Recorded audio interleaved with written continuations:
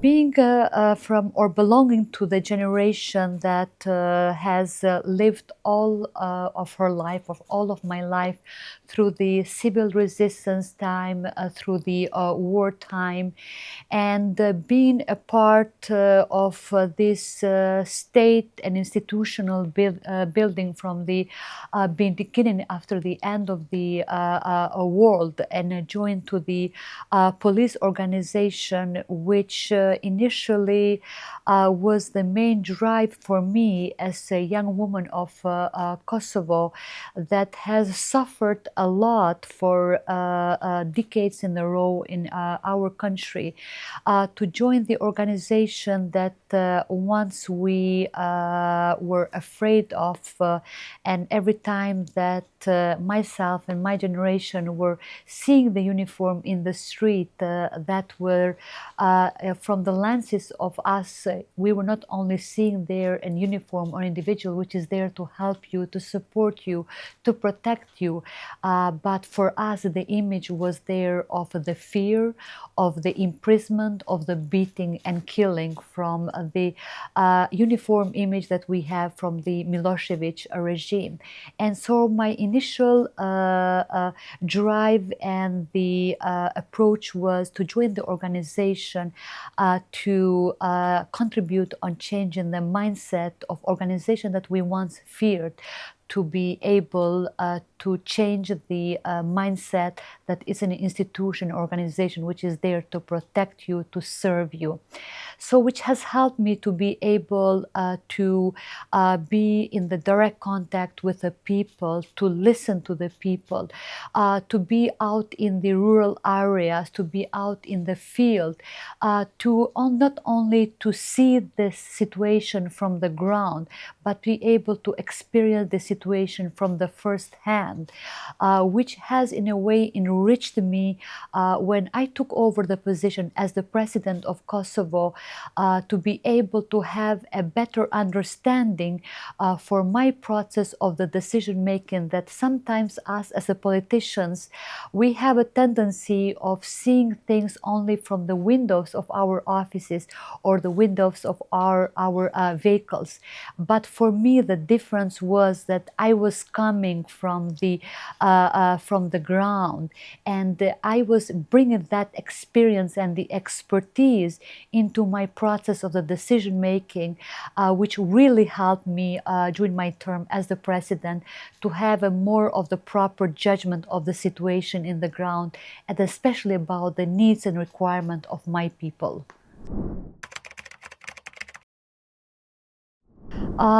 Well, challenges are extreme. No matter which part of the world are we in Kosovo, which is almost in the heart of the Europe?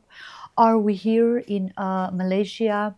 Are for the women in the United States or in the Latin America or in Africa continent? Are we from a very developed or underdeveloped country? Women, unfortunately, they do face with enormous challenges. And I foresee that this is going to be the trend with the margins of less or more in certain of parts of the world. First of all is the gender-based violence that the women are still facing with enormous level of the domestic violence, of the sexual violence, of the trafficking, of the limited legal protection for women. As we speak, the global statistics that is that 1 out of 3 women in the world today is experiences with violence, being that from their immediate partner or the or much wider to that. And then is unequal access to the education. We are still having women from around the world that they are being unable to finish their even the elementary education, not speaking about the superior education. Also, there is economic inequalities, the pay gap, the low pay, which is in most of the women in many parts of the world, they are facing. They are facing in my country. I could hear during by those 2 days that I'm here in Malaysia that you are exactly facing with this challenge is the barriers on the health care. Then there are political underrepresentation, not only into the higher level of the leadership for having them as the ministers, presidents, or the prime ministers, but even at the parliament level.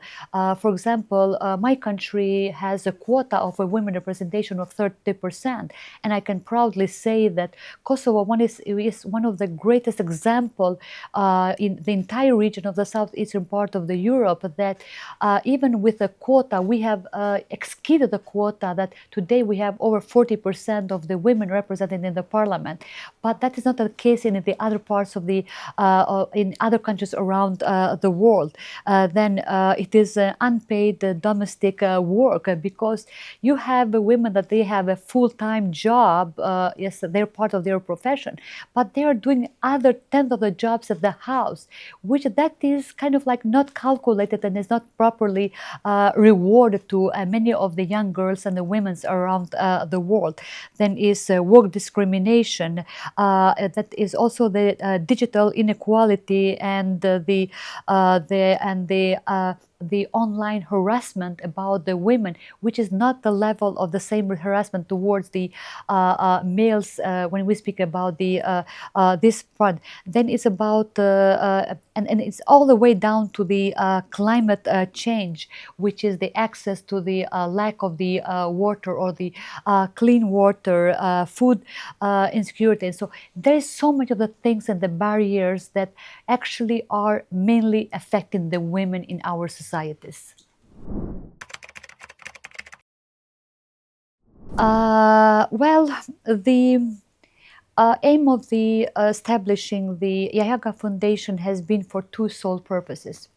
The first one was that to continue my service and my contribution towards the people of Kosovo and towards the institutions of our country that us as a politician, most of the time we are of the mindset that you really need to be in the office or to run the office in order to make the impact and the change for your country and your people.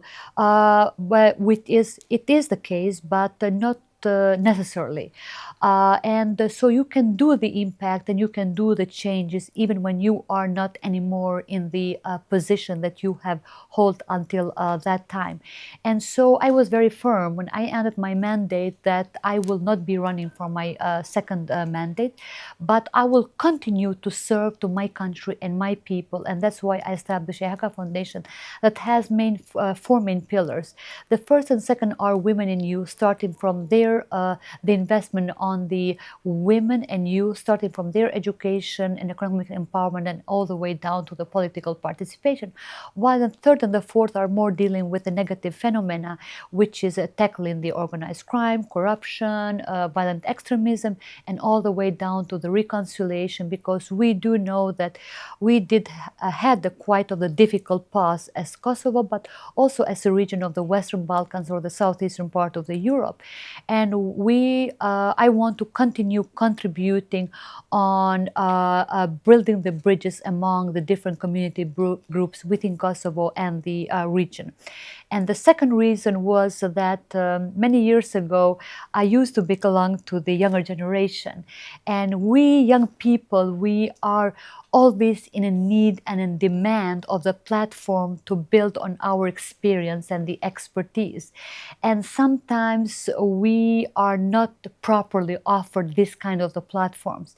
And by creating this organization, the Jahjaga Foundation, I wanted to offer this platform for the young boys and girls of Kosovo, using the moral authority of the former president of Kosovo to do the right thing for their country and their people by developing the proper experience and the expertise through serving through the Jahjaga Foundation, serving their own country and their people.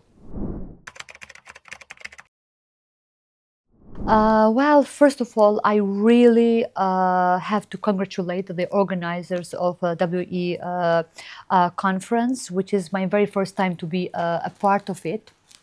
And they really put a lot of efforts to compile such as intensive agenda to bring a quite known speakers throughout the session that I was able to experience during those day and a half that I'm here in Malaysia, which the best out of best is about this platform of offering the opportunity of the people to be able to express themselves, to be able to expand their network, because with the globalized challenge that we are facing today, it's all about the network, and it's about knowing somebody in this part of the world, in that part, or in that part of the world, and it's all the way that we are operating today is that no matter of our geographical distance that we are, the network is so vital to be able to be effective in everything what we are doing, being that in the political environment or being in the business environment or other environment. And what I would love to see even more as an outcome of the WE is that to continue with its implementation of the concrete outcomes. By nature, I am the person that I'm more of the practitioner, that I would like things not remaining only as the policy paper or just ticking in the boxes, but more into the concrete implementation in the ground, in the reality, because it's all about the impact in the lives of the people.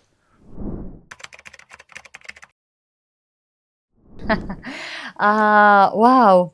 Actually, it is exactly the same thing that captured my heart 10 years ago when I was here for the official visit as the standing president. And today, your culture, your tradition, your warmth, and the way that you try to make everyone feel good, feel comfortable, and feel welcomed in your country. That speaks a lot about your country, your culture, and your tradition. And my message, especially to your young people, is preserve as much as possible you can, because that is also the signature of your country. I come approximately from the same culture, and we are trying to preserve it the best way that we can, because we are doing the favors to our country, but also to the younger generation. Actually, I took over the presidency in a quite challenging time of my country, and it was just 12 years after end of the war. Because 26 years ago we have inherited a country which has been totally destroyed, not only from the infrastructure point of view, but also from the human side of it, which have left behind over 13,000 people killed and massacred. Even till today's day, we have over 1,600 people missing in different massive graves within the territory of Kosovo and territory of Serbia. At the same time, facing with the denial of our northern neighbor of Serbia to cooperate with the institutions of Kosovo or international community to share the data and the statistics where the remains of our loved ones are. inherited a country which has left behind an estimated number of 20,000 women and men raped during the wartime, where rape has been used as a tool of war. A country that for less than 2 months, an estimated number of 1 million people were made by force to leave the country for the purpose of the ethnic cleansing from the Milosevic regime. And so I took the lead in the time that it was just 3 years after the declaration of the independence that Kosovo was seeking its recognition, its a rightful place into the regional or international organization.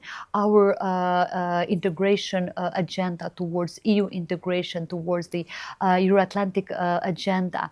And so I had the extremes, from one extreme of a priority to the other extreme of the priority of the welfare of the people of their health services, about their standards of the living and others.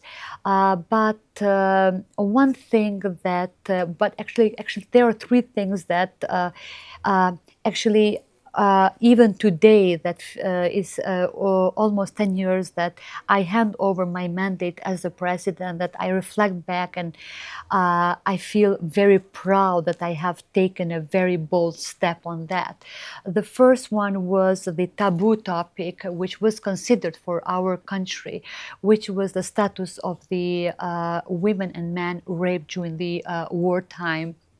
That during my mandate, that chapter of our painful history was open, that now they do have their legal status. They have opened the chapter for their rehabilitation, reintegration, resocialization, free access to the medical services, and access to the justice. The second one is the investment on the youth of Kosovo, which is particularly on their education. And that time I referred, and now actually that is also the slogan that follows over a couple of hundreds of people in Kosovo, is a transformational leadership program that I generated additional funding for all of the young people of Kosovo, because 61% of the people of Kosovo are under the age of the 28, which I consider the biggest capital of our country are men and young women and men of Kosovo, that I really wanted them to have the opportunities that maybe my generation didn't have it, that I really wanted them to be having that opportunity to study in the top Ivy Leagues around the world, and that they would come to Kosovo and invest in the future of their own country. And the third one was which is I'm also very personally and emotionally connected with, that is bringing one of the most advanced children hospital, which was immediately after the end of the war for Kosovo, particularly treating the malignant diseases for the children of Kosovo. It's the most advanced children hospital, which is in the Central Clinical Hospital of Kosovo, that was brought as a donation from my presidency for the families of Kosovo and for the children of Kosovo. Yeah. World would be totally different place if we would be having more women into the leadership position. Despite the fact that I mentioned earlier the challenges that we are facing as a women, regionally or globally, we have much more to offer to the countries and to the world. It's in the women's nature to be more inclusive, to be more empathetic, and to be more sensitive on the matters that touch the daily life of our citizens, because we feel it differently. Not the man's doesn't feel, differently. And I don't want to be misunderstood by the male perspective on that. But statistics has shown when the women are a part of the processes, and particularly into the negotiation and the peace processes, these agreements or these processes are prone to last much longer than is foreseen.